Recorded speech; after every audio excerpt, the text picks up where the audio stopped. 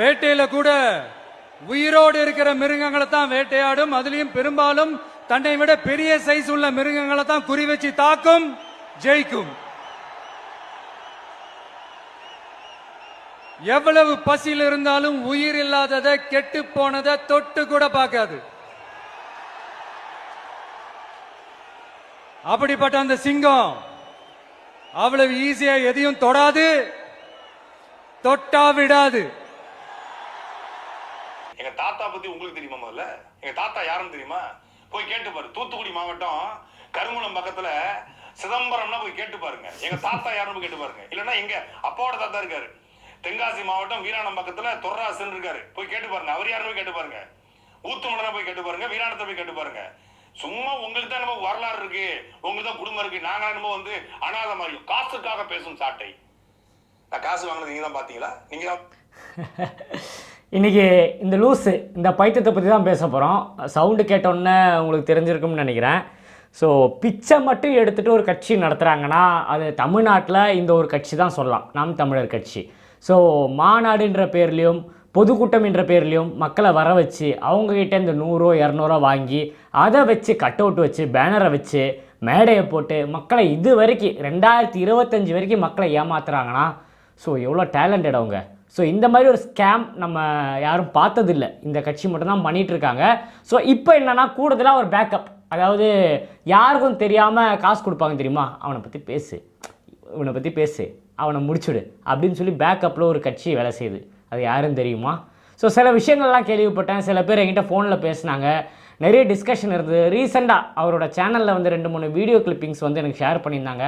So இந்த மனுஷனை பற்றி பேசவே கூடாதுன்னு நினச்சேன். ஆனால் நம்மளுக்கு ஒருத்தரை பற்றி பேசணுன்னா ஒன்று நமக்கு அந்த தகுதி இருக்கணும். அந்த தகுதி இருந்தால் தான் நம்ம அவங்கள பற்றி பேசுவோம். எக்ஸாம்பிள் சொல்லணும்னா பெரிய பெரிய மனிதர்களை பற்றி, நம்ம காமராஜர் அவர்களை பற்றி பேசும்போதும், அம்பேத்கர் அவரை பற்றி பேசும்போதும், பெரியார் அவங்கள பற்றி பேசும்போதும், எல்லாம் பெரிய தலைவர்கள் எல்லாரை பற்றியும் பேசும்போது நான் ஒரு செகண்ட் யோசிப்பேன், நம்ம இவரை பற்றி பேசுகிறோம், எங்கேயும் தப்பு நடக்கக்கூடாது அப்படின்ற ஒரு பயம் நம்ம மனசுக்குள்ளே எப்போவுமே இருக்கும். இந்த மாதிரி பைத்தியத்தை பற்றிலாம் பேச நினைக்கும் போது இவெல்லாம் ஒரு ஆள், இந்த மாதிரி ஒரு பைத்தியத்தை பற்றிலாம் நம்ம பேசணுமா, இவன் அப்படி என்ன பிடிக்கிட்டா இவனை பற்றி நம்ம பேச போகிறோம், அதனால் இவனை அவாய்ட் பண்ணுறோன்னு சொல்லி ஒரு மாதத்துக்கு முன்னாடி நான் விட்டுட்டேன். அந்த கட்சியை பற்றி அவனுங்களை பற்றி நான் பேசுகிறதே கிடையாது. ஸோ ஏதோ பண்ணிட்டு போகிறான்னு விட்டுட்டேன். இதனால் இந்த மாதிரி அவனுங்க பேசும்போது ஒரு அஜெண்டா க்ரியேட் பண்ணும்போது அது மக்களுக்கு தெரியப்படுத்தணும்ல. ஸோ அதனால தான் இன்றைக்கி வீடியோ எடுத்துகிட்டு வந்திருக்கேன். ஒரு மிகப்பெரிய ட்விஸ்டெல்லாம் இருக்குது. வாங்க வீடியோக்குள்ளே போகலாம்.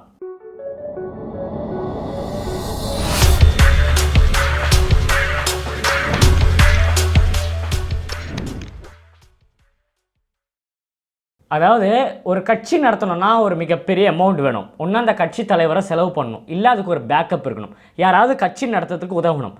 ஸோ யாருமே உதவலைன்னா என்ன பண்ண முடியும்?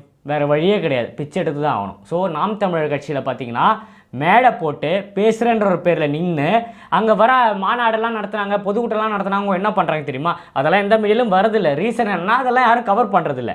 ஒரு 100 பேர் உட்காந்துருக்காங்க. சீமான் அவர்கள் பேசும்போது அவங்க கட்சியை சேர்ந்து ஒரு 3 பேர் வந்து உண்டியல் எடுத்துகிட்டு வந்துடுவாங்க. அடுத்த வாரம் இந்த ஃபங்க்ஷன் இருக்குமா, உங்களால் முடிஞ்ச பண்ணுங்க, இந்த மாதிரி சுற்றி அதனால் பாதி பேர் மாநாடுக்கும் போகிறதில்ல, பாதி பேர் பொதுக்கூட்டத்துக்கும் போகிறதில்ல. காரணம்னா போனால் இருந்தாலும் ஏதாவது மாற்றத்தை கொண்டு வருவான், தமிழ்னு பேசுகிறான், நமக்கு எதனா உணர்வுபூர்வமாக ஏதாவது பண்ணுவான், பார்த்தா அந்தாலும் காசு சம்பாதிக்கிறான், அடுத்த இதில் அவனோட பேனரை போடுறான், மேடையில் நின்று பேசுகிறான். இது எதுக்கே நம்ம போகணும்னு சொல்லி நிறைய பேர் போகிறதில்ல. ஸோ எங்கே போனாலும் பார்த்தீங்கன்னா காசு வாங்குறதுக்கு உண்டியல் எடுத்துகிட்டு வந்துடுறாங்க. நாம் தமிழ் கட்சியில் எந்த மாநாடுக்கு காசே வாங்கலன்னு கேட்டிங்கன்னா விரல் விட்டு எண்ணிடலாம். ரீசன் என்னென்னா இந்த ஆடு மாடுக்கெல்லாம் மாநாடு போடுறாரு தெரியுமா, அங்கே மட்டும்தான் அவர் காசு வாங்காமல் மாநாடு போடுறாரு. ஆனால் ஆடு மாடுகிட்டங்க காசு வாங்க முடியும். ஸோ இந்த மாதிரி விஷயங்கள் தான் பண்ணிட்டு இருக்காங்க. இதை விட ஒரு மிகப்பெரிய விஷயம் நான் கொஞ்ச நாள் முன்னாடி வீடியோ போடும்போது சொல்லியிருந்தேன், நீங்கள் பார்த்துருப்பீங்க. மேடையில், அதாவது சாட்டை துரைமுருகன் லேட்டஸ்ட்டாக போட்ட இன்டர்வியூவில் என்ன சொல்கிறாருன்னா, வீடியோவில் என்ன சொல்கிறாருன்னா, தலைவர் தளபதி விஜய் அவர்கள் 32 பக்கம் வச்சிருக்காரு. இவர் வந்து பக்கத்தில் உட்காந்து எண்ணி பார்த்தாரு, 1 2 3 எண்ணி பார்த்தாரு, 33 பக்கம் இருக்குது. ஏதோ ட்ரோனில் தெரிஞ்ச ரிலீஸ் பண்ணதே வீடியோ நாங்கள் தான். அப்போ ட்ரோனில் அது லெட்டர் தெரியுது, அந்த வேர்ட்ஸ் தெரியுதுன்னு எங்களுக்கு தெரியாதா? நாங்கள் அதை மறைச்சிட்டா பண்ணோம். அவர் கையில் வரும்போதே பேப்பர் எடுத்துகிட்டு வந்திருக்காரு, அவர் பார்க்குறாரு, அவர் படிக்கிறாரு, மக்கள்கிட்ட தானே பேசுகிறாரு. அவருக்கு என்ன பேசணுமோ, அவர் வாயிலேருந்து என்ன வரணுமோ அவர் நினைக்கிறது தானே வெளியே வரும். ஸோ இவங்க அப்படியே எதுவும் பண்ணாத மாதிரி இவர் சொல்கிற நாங்களாம் சின்ன குறிப்பு எடுத்துகிட்டு போவோம்.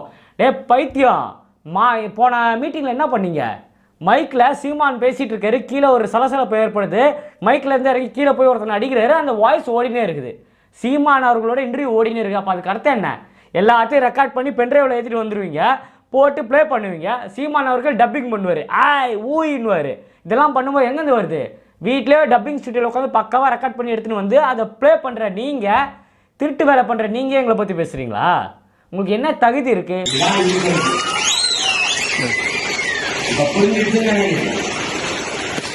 நமக்குள்ள இருக்கிற மோதத்தான் தண்ணியில என்னடா கீழே இறங்கினதுக்கு அப்புறமும் சீமான் வாய்ஸ் கேட்குது.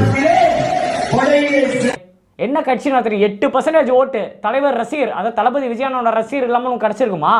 அவர் மைக்கை காட்டினாரு, எங்கள் மைக்கு தான், அந்த மைக்கும் எங்கள் சின்னமும் ஒரே மாதிரி. விஜய் அவர்கள் எங்களை குறிப்பிடுறாரு. 6 மாதத்துக்கூட முன்னாடி இருக்கிற உங்கள் வீடியோலாம் எடுத்து பார்த்தா காரி துப்பணும் தோணும் உனக்கே. காரணம் ஃபுல்லாக விஜயனோட பற்றி தான் நான் பேசியிருக்கேன். அப்புறம் எப்படி நீ பேசுவேன்? ஃபுல்லாக லாஸ்ட் 6 மந்த்துக்கு முன்னாடி அவர் பேசினாலும் விஜய் அவர்கள் என் தம்பி, அவர் என்ன பண்ணாலும் அவரை நான் எதிர்க்க மாட்டேன். இப்போ எங்கேருந்து வந்தது? கேவலமாக இல்லை உங்களுக்கு? டிஎம்கே சைட்லேருந்து, அதாவது போன மாதம் பார்த்தீங்கன்னா நீலாங்கரையில் சீமான் அவர்களும் உதயநிதி ஸ்டாலின் அவங்க கூட இருக்க நிர்வாகிகளும் மீட்டிங் நடந்திருக்கு. இது நான் சொல்லலைங்க, ரீசெண்டாக வந்து ரிப்போர்ட்டர் பத்திரிகையில் போட்டிருக்காங்க. ஸோ அதில் அவங்களுக்கு கொடுத்துருக்க அஜெண்டா, நீங்கள் விஜய் அவர்களை பற்றி பேசுங்க, உங்கள் கட்சிக்கான அமௌண்ட்டை நாங்கள் கொடுத்துட்றோம். ஸோ தட் மீன் சீமான் அவர்களோட கட்சியும் டிஎம்கேயும் கூட்டணி, மறைமுக கூட்டணி. எப்படி பிஜேபியும் டிஎம்கேவும் மறைமுக கூட்டணியோ அதே மாதிரி நாம் தமிழர் கட்சியும் டிஎம்கேவும் மறைமுக கூட்டணி. ஸோ அரசியல்னா என்னன்னு இப்போ தான் நமக்கு தெரிய வருது. ஸோ வெளியிலேருந்து பார்க்கும்போது நமக்கு எப்படி தெரியும்? சீமான் அவர்கள் தனிச்சு போட்டிடுறாரு. 234 தொகுதியிலும் கேண்டிடேட் அனௌன்ஸ் பண்ணுறாங்க. மேபி அந்த கேண்டிடேட்லாம் பாவமாக இருக்கலாம், அவங்கெல்லாம் சீமான் அவர்களை நம்பி வந்திருக்கலாம். ஆனால் வெளியிலேருந்து பார்க்கும்போது விஷயம் தெரியுது. ஸ்டாலின் என்ன சொல்கிறாரோ அதான் சீமான் செய்கிறாரு. ஸோ ரீசெண்டாக பார்த்தீங்கன்னா போய் ஸ்டாலின் அவர்களை மீட் பண்ணார். உடல்நிலை அவங்க யாரோ இறந்துட்டாங்கன்னு சொல்லி துக்கம் விசாரிக்க போனேன்னு சொல்லி வெளியே வந்து ப்ரெஸ் மீட்லாம் கொடுத்தாரு. அது முடிஞ்சு கொஞ்ச நாளில் தூய்மை பணியாளருக்கு போராடுறன்னு போய் நிற்கிறார். ஏன்? துக்கம் விசாரிக்க போனவருக்கு இதை மீட் பண்ணி இதை பிரச்சனை தீர்க்க அவரால் முடியாதா? ஸோ இது ஏன் அவங்க கூட மக்களோட வந்து உட்கார்றேன்னு சொல்கிறாரு? உதயநிதி ஸ்டாலின் அவர்களும் சீமான் அவர்களும் ஒன்றுக்குள்ளே ஒன்றுன்றது எல்லாருக்குமே தெரிஞ்ச விஷயம் தான். அவங்க பண்ணுற விஷயங்கள்லாம் பார்த்தா தெரியும். ஸோ பிஜேபி அவர்களும் டிஎம்கேவும் எவ்வளோ க்ளோஸ்ன்றதை நான் சொல்லி தெரிய தேவையில்லை, நீங்கள் எல்லாருமே பார்த்துருப்பீங்க அவங்க பண்ண விஷயங்கள்லாம். இப்போ ரீசெண்டாக நேற்று ஒரு வீடியோ மிகப்பெரிய லெவலில் ட்ரெண்ட் ஆகிடுச்சு, உளறுகிறார் ஸ்டாலின் சொல்லி. ரீசன் என்னன்னு பார்த்தீங்கன்னா ராஜீவ்காந்தி பேரை சொல்லிட்டார். ராகுல் காந்தின்னு சொல்கிறதுக்கு பதிலாக ராஜீவ்காந்தின்ற பேரை சொல்லிட்டாரு. ஸோ அதை கூட ப்ராப்பராக சொல்ல தெரியாது நம்ம நாட்டுக்கு சிஎம்மாக இருக்கார். இதுக்கு நம்ம என்ன பண்ண முடியும்? வாக்காளர் அதிகார யாத்திரை நடத்தக்கூடிய மை டியர் பிரதர் ராஜீவ்காந்தி அவர்களே. நேற்று இந்தியா லெவலில் அந்த விஷயம் ஹேஷ்டேக் ட்ரெண்ட் ஆகுது. ஸோ இந்த மாதிரி ஒரு சீஃப் மினிஸ்டரை வச்சுட்டு நம்மளாம் என்ன பண்ண முடியும்? ஸோ சீமான் அவர்கள் இவ்வளோ விஷயம் பண்ணும்போது சாட்டை துறைமுகம் ஏன் இதை பற்றிலாம் பேசவே இல்லை? அவர் அசால்ட்டாக உட்காந்துக்கிட்டு இப்போலாம் நம்ம மாண்புமிகு முதலமைச்சர் ஆகிட்டார். இதுக்கு முன்னாடிலாம் ஸ்டாலின் அவர்கள் அதை பண்ணார், ஊழல் பண்ணார் பேசினவர், இப்போ மாண்புமிகு ஸ்டாலின். ஸோ எவ்வளோ பெரிய மாற்றம் பாருங்கள். ஸோ நான்லாம் முன்னெல்லாம் ப்ரௌடாக நினச்சிருந்தேன், சீமான் அவர்கள் இவ்வளோ போராடுறாரு, இவ்வளோ விஷயங்கள் பண்ணுறாரு, பயங்கரமாக மைண்ட் ப்ளோயிங்காக இருக்கேன்ட்டு. இப்போ தானே விஷயம் தெரியுது. இவங்களுக்குன்னு ஒரு அஜெண்டா இருக்குது. அதாவது திமுக கொஞ்சம் கட்சிகளை வச்சுருக்காங்க வெளியே, அதாவது கூட்டணின்னு சொல்லாமல் வெளியே.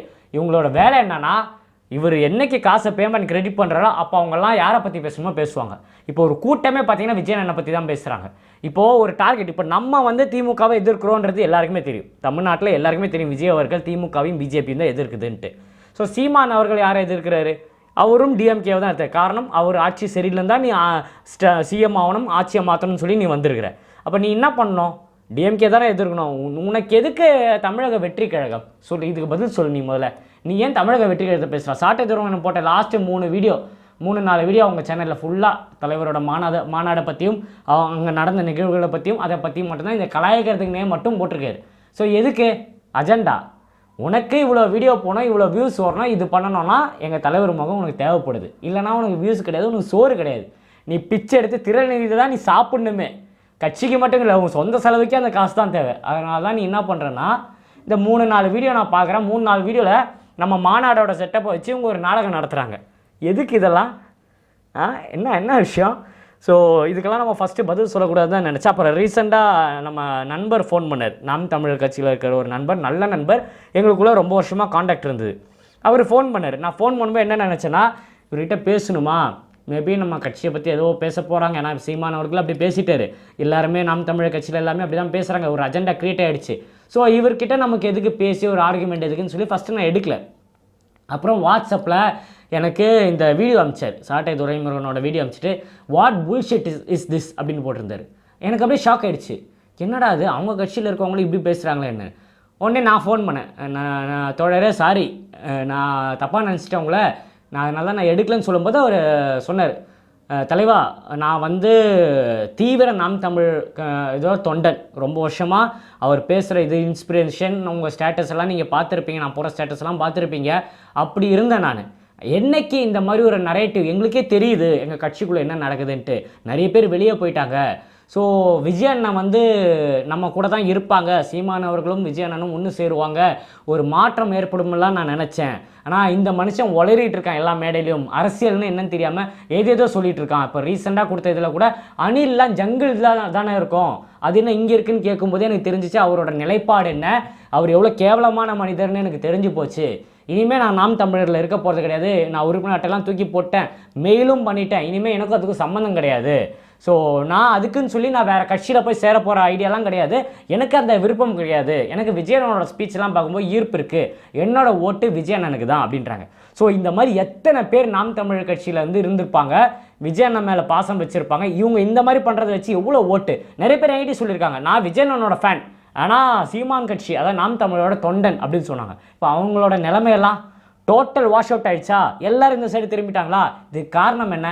இது காரணம் சாட்டை துரைமுருகன். உங்களுக்கு தேவையாதெல்லாம் அவ்வளோ பேரும் 8%ன்றீங்களே, 2026 பார்ப்போம் உங்களோட ஆட்டா என்னன்ட்டு, எவ்வளோ பர்சன்டேஜ் வாங்குறீங்கன்ட்டு.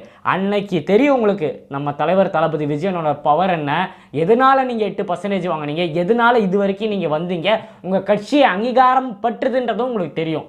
ஸோ எதனால் யாருனாலன்றது அந்த பர்சன்டேஜ் குறையும் போதே உங்களுக்கு தலைவர் தளபதியோட முகம் ஞாபகம் வரும். ஸோ இதை நான் ஏன் சொல்கிறேன்னா, அப்படி தாங்க இயல்பு. என் கூட இருந்த எல்லாருமே அவருக்கு தான் சப்போர்ட் பண்ணோம். ஆனால் நாங்கள் அப்போ கட்சி ஆரம்பிக்கலாம், மக்கள் இயக்கமாக இருந்தோம். ஸோ நமக்கு திமுகவும் பிடிக்காது, அதிமுகவும் பிடிக்காது. ஸோ நமக்கு என்ன பண்ணோம், மாற்று கட்சி. ஸோ இவர் பேசுகிறாரு, இவரோட பேச்சுக்கள் நல்லா இருக்கே, ஸோ ஏதாவது ஒன்று பண்ணுவார். அதுக்கப்புறம் தான் தெரிஞ்சு ரெக்கார்டட் வாய்ஸ்ன்ட்டு. இதெல்லாம் முன்னாடியே தெரிஞ்சிருந்தா அப்போவே இந்த ஆளை நம்ம தட்டி விட்டுருப்போம். அப்புறம் இன்னொரு வீடியோ பார்த்தேன், மாநாடோட செட்டப்பில் சாட்டை துரைமுருகன் இன்னொருத்தரும் நடிக்கிறாங்க, பயங்கரமாக நடிக்கிற சாட்டை துரைமுருகன். ரீசெண்டாக கூட கேள்விப்பட்டேன், நம்ம சீமான் அவர்களுக்கு பார்த்தீங்கன்னா விஜய் அண்ணாக்கு ஒரு ஸ்கிரிப்ட் சொன்னாராம், அதோட டைட்டில் கூட பகலவன். ஸோ அது வந்து படம் நடக்கலை, நல்ல வேலை விஜய் அண்ணா அது பண்ணலை, பண்ணி தான் நம்மளை ரோட்டுக்கு இழுத்து விட்டுருப்பார் போல். அந்த ஸ்கிரிப்டுக்கு இப்போ ஹீரோ செலக்ட் ஆகிட்டாங்க, யாருன்னு பார்த்தீங்கன்னா சாட்டை துரைமுருகன். ஆனால் நல்லா நடிக்கிறார். அவரோட பிளான் என்னன்னு கூட நமக்கு தெரியுது. ஆல்மோஸ்ட் அவர் பண்ணும்போதெல்லாம் இவ்வளோ திட்டு வாங்கியும் இவ்வளோ கேவலமாக காரி துப்பியும் நாம் தமிழர் கட்சியை விட்டு ஏன் சாட்டை துரைமுருகன் போல, அவரோட ஒன்லி டார்கெட் சீமானை காலி பண்ணணும், அந்த கட்சியை ஹோல்ட் பண்ணணும். ஸோ இதுதான் அவரோட பக்கா பிளானு. ஸோ இந்த மாதிரி தற்கூரியான வேலைகளை தான் உள்ளே உட்காந்துக்கு பண்ணிகிட்ருக்காரு. நிறைய பேரை கூப்பிட்டுட்டு அண்ணன் பேசுகிற கரெக்டு தான், இவர் பேசுகிற கரெக்டு தான் சொல்லி முட்டு கொடுத்துட்ருக்காரு. எவ்வளோ நாளைக்கு கொடுக்க முடியும் நான் பார்க்குறேன். இந்த எலெக்ஷனோட 2026 சட்டமன்ற எலெக்ஷனோட நாம் தமிழர் கட்சியோட பர்சன்டேஜ் குறைய போது, அந்த கட்சியை ஓரமாக ஒரு மூலையில் போய் உட்கார போகுது. ஸோ அப்போ தெரியும் சாட்டை துரைமுருகனுக்கு தலைவர் தளபதி விஜய் அண்ணான்றது யார், தமிழகத்தில் அவருக்கு இருக்கிற ஹோல்டு என்னன்ட்டு. ஸோ மாநாடு நடந்துச்சுன்றத அந்த காண்டு இவ்வளோ பேர் ஒரு இடத்துல கூட்டிட்டாங்களே, இது எப்படியாவது க்ளோஸ் பண்ணமே, உதயநிதி அண்ணன் சொல்லிட்டாரு. ஸோ நம்ம 24 மணி நேரமும் காலையிலேருந்து நைட் வரைக்கும் தமிழக வெற்றி கழகத்தை பற்றியும் அதோட கட்சியோட தலைவர் தளபதியை பற்றியும் தப்பாக பேசணும், தப்பான விஷயத்தை கொண்டு வரணும், தப்பான விஷயத்த மக்கள் இடையில கொண்டு வரணும் தான் one and only target. So அதுக்கான வேலைகள் எல்லாம் முழுசாக இறங்கி பார்க்குறாங்க. நாம் தமிழர் கட்சி மட்டும் கிடையாதுங்க, நிறைய பேர் உங்களுக்கு தெரிய வரும். யார் யார் விஜய் அண்ணனை பற்றி ப்ரெஸ் மீட்டு தப்பாக கொடுக்குறாங்களோ அவங்கெல்லாம் ஒரு 2 நாளைக்கு முன்னாடியோ 3 நாளைக்கு முன்னாடியோ முதலமைச்சர் ஸ்டாலினை நேரில் சந்தித்து ஒரு ஃபோட்டோ எடுத்திருப்பாங்க, அதை ஷேர் பண்ணியிருப்பாங்க. நலம் விசாரித்தேன், மரியாதை நிமித்தமாக சந்தித்தேன், அந்த மாதிரி நிறைய போஸ்ட்லாம் நீங்கள் பார்க்கலாம். அதுக்கப்புறம் 2 நாள் கழிச்சு விஜய் அண்ணனை பற்றி தப்பாக பேசுவாங்க. அவர் மாநாடு ஏன் இப்படி நடத்தினார், கூட்டம் வந்துச்சு, மேலே ஏறின பசங்களை தள்ளி விட்டுட்டாங்க, இது இப்படி நடத்தக்கூடாது, மாநாடு என்ன 2 மணி நேரத்தில் முடிஞ்சிச்சு, நாங்களாம் 2-3 நாள் போடுவோம். ஸோ இந்த மாதிரி பேச்சுகள்லாம் நிறைய வர வாய்ப்புகள் இருக்குது. ஸோ மக்கள் உஷாராக இருக்கணும். சாட்டை துரைமுருகனுக்கு நான் இதுக்கு முன்னாடியே சொன்னேன், இனிமேல் உன்னை பற்றிலாம் பேசவே மாட்டேன், உன் பேரை என் வாயில் உச்சரிக்கவே மாட்டேன்னு சொல்லி ஒரு முடிவு எடுத்திருந்தேன். ஸோ இந்த பைத்தியம், இந்த வெறி கொண்ட பைத்தியம் இந்த மாதிரி விஷயங்கள்லாம் பண்ணும்போது நம்ம எடுத்து சொல்லி தான் ஆகணும். ஸோ இனிமேல் நம்ம போடுவோங்க, இனிமேல் அவன் என்னென்ன வீடியோ போட்டாலும் அதுக்கு ஏற்ற பதிலடி நம்ம கொடுக்கப்படும். அவர் சொல்கிறாரு நம்ம டாக்டரை பற்றி, இவர் சொல்கிறார் எங்கள் அப்பா யார் தெரியுமா, எங்கள் தாத்தா யார் தெரியுமா, எங்கள் ஊரில் போய் விசாரிச்சுப்பாரு, நான் லைவில் வேணா உங்களுக்கு வேணா ஃபோன் போட்டு காட்டுறேன். நான் இதுக்கு முன்னாடி இந்த வீடியோ பண்ணுறதுக்கு முன்னாடியே ஃபோன் போட்டு பேசினேன், இந்த பையன் சாட்டை துரைமுருகன் அந்த ஊரான்னு கேட்குறாங்க. ஸோ அந்த அளவுக்கு இருக்குது. உன்னே யாருன்னு தெரியல அந்த ஊரில், நீ அந்த ஊரானே தெரில, அப்புறம் எப்படி உன் தாத்தனை பற்றி தெரியும், அப்பனை பற்றி தெரியும். ஒரு டாக்டர் ஒருத்தர், டாக்டர் பிரபுன்றவர் ஒரு நல்ல மனிதர், தமிழக வெற்றி கழகத்தில் அவரால் முடிஞ்ச அளவுக்கு அவரோட டைமை ஒதுக்கி மக்களுக்கு அவரால் எவ்வளோ ஸ்கூலில் எவ்வளோ டேபிள் வாங்கி கொடுத்துருக்காரு, எவ்வளோ புக்கு வாங்கி கொடுத்துருக்காரு. நான் சேலஞ்ச் பண்ணுறேன், காரைக்குடி தொகுதியோட எம்எல்ஏ டாக்டர் பிரபு தான். நான் இப்போவே சொல்கிறேன், அந்த அளவுக்கு அவரோட ஒர்க் இருக்குது. ஸோ நமக்கு பார்க்கும்போது கேட்டால் ரீல்ஸ் பண்ணி போடு. திறநிதின்ற பேரில் உண்டியல் எடுத்து பிச்சை எடுக்கிறல, வீடியோ எடுத்து ரீல்ஸாக போடு. உனக்கு இன்னும் நிறைய பேர் போடுவாங்க. நீ அக்கௌண்ட் நம்பரு, ஐஎஃப்சி கோடு, இதுக்கு காசை போடுங்க, நாங்கள் மாநாடு நடத்த போகிறோன்னு பிச்சை எடுக்கிறல, அதெல்லாம் எடுத்து ரீல்ஸில் போடு. நீ ஏன் பண்ணாமல் இருக்க? உனக்கு ஆள் இல்லை, உனக்கு போடுறதுக்கு ஆள் இல்லை. இதுக்கு முன்னாடியெல்லாம் பார்த்தீங்கன்னா ஆன்லைனில் நான் தமிழர் கட்சியெல்லாம் நிறைய பேர் போட்டிருந்தாங்க. இப்போ ஆன்லைனில் விர்ச்சுவ வாரியர்ஸ் தான் டிஎம்கேவே திணறாங்க. 2 நாளாக ட்ரெண்டிங்கு. வெரி ராங் அங்கல்ன்றது இந்தியா லெவலில், நேஷனல் லெவலில் ட்ரெண்ட் ஆகுது. உளறிகளா ஸ்டாலின்ன்றது நேற்று பார்த்தீங்கன்னா இந்தியா லெவலில் ட்ரெண்ட் ஆகுது. எங்ககிட்டலாம் கிட்ட அச்சிக்கவே முடியாது. நீ வேணால் யூடியூப்பில் வேணால் போடலாம், ஒரு 10 வீடியோ போடலாம், 50 வீடியோ போடலாம். ஆனால் எக்ஸ் தளத்துலையும் இன்ஸ்டாகிராம்லையெல்லாம் நம்ம பசங்க 2 செகண்ட் ரீலில் ஒன்று முடிச்சு விட்ருவாங்க. இந்த ஒரு சேனலை வச்சு நீ பண்ணுறனா, இந்த ஆல் ஓவர் சோஷியல் மீடியா நம்ம ஆளுங்க எத்தனை பேர் இருக்காங்க தெரியுமா? உன்னெல்லாம் அசால்ட்டாக முடிச்சுட்ருவாங்க. எங்கள் அண்ணா சொன்னேன் ஒரே வார்த்தை, இழிவாக பேசக்கூடாது, கொச்சையாக பேசக்கூடாது, நாகரீகமாக பேசணுன்றாரு.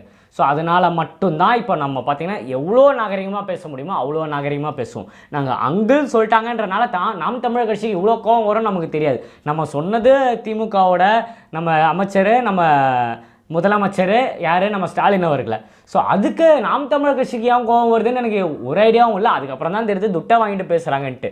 ஸோ அந்த அளவுக்கு இருக்குது. ஸோ பிச்சை எடுக்கிற கட்சிக்கே இவ்வளோ இருக்கும்போது சொந்த உழைப்பால் வந்த மனிதருக்கு எவ்வளோ இருக்கும், அவருக்காக உழைக்கிற எங்களுக்கு எவ்வளோ இருக்கும். ஸோ பல் டாக்டர் அவர் அவ்வளோ பண்ணிட்டார், இவ்வளோ பண்ணிட்டாரு. நான் அந்த வீடியோ பார்த்தோன்னா நிஜமாலே எனக்கு கோவம் வந்துச்சு. இவனுங்களால அதை பண்ண முடியல. ஸோ நம்ம பண்ணுறோன்னா பேசுகிறாரு. உன் தாத்தா யார், முதல்ல உன் தாத்தா யார், உங்கள் அப்பா யாருன்றது வீடியோவில் சைடில் ஒரு ஃபோட்டோ போடு. இவர் தான் எங்கள் அப்பா, இவர் தான் எங்கள் தாத்தான்னு சொல்லி நீ முதல்ல உன் வீடியோவில் சைடில் ஃபோட்டோவை போடு. அப்போ நான் இப்போ ஒத்துக்கிறேன். முதல்ல அதுதான் உங்கள் தாத்தாவா, நீ முதல்ல கன்ஃபார்ம் பண்ணிட்டு வா. அதுக்கப்புறம் அதை பற்றி பேசுவோம். இன்னும் நிறைய வீடியோவில் சந்திப்போங்க. டாடா, டேக் கேர், பாய். நான் உங்கள் ஏஜே. நன்றி. Stalin uncle, what uncle is very wrong uncle.